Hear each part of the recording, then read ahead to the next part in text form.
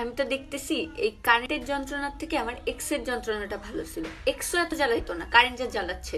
কারেন্টের জন্য তো আমি ঘুমাইতে পারতেছি না, খাইতে পারতেছি না, কিচ্ছু করতে পারতেছি না। কেন করতেছে কারেন্টের? কপালে সুখ নাই, কপালে কারেন্ট নাই, কপালে আইপিএস নাই, কপালে বয়ফ্রেন্ড নাই, কপালে টাকা নাই, কপালে কিচ্ছু নাই, কপাল পুরা পুরা পুরা পুরা।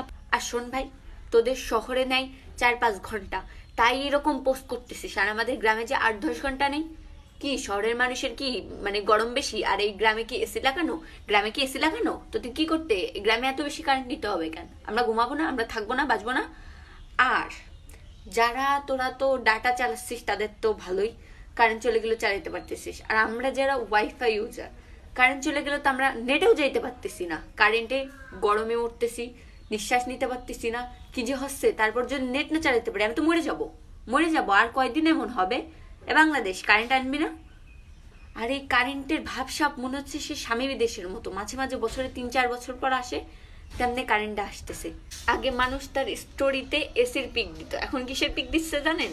আইপিএস এর, নাহলে সৌরবিদ্যুতের, কারণ তারাই বড় লোকস, বড় লোকস। দিন আগেও বাংলাদেশের মানুষ সুস্থ ছিল, তার কোনো ছেলে কোনো মেয়েরে প্রপোজ করতে এলো গোলাপ ফুল দিয়ে প্রপোজ করতো।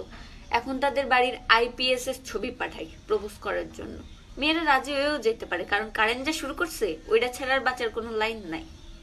ভাই কারেন্ট তুই চলে আয় প্লিজ, ভাই চলে আয়। এক্স এরও পাদরে এত কান্দি নাই, তোর পাদরে কান্দিস। ভাই চলে আয়, বাঁচতে পারতেছি না তোরে সারা। কারেন্ট ভাই সব, ভাই তোরাই আমার জীবনের সব। কারেন্ট আর ওয়াইফাই ছাড়া আমি বাঁচবো না, ভাই চলে আয় প্লিজ। আমার 2 মিনিটের গালি দিয়ে কারেন্ট চলে আইছে, তাহলে কি আমি সবসময় গালিই দিব কারেন্ট রে?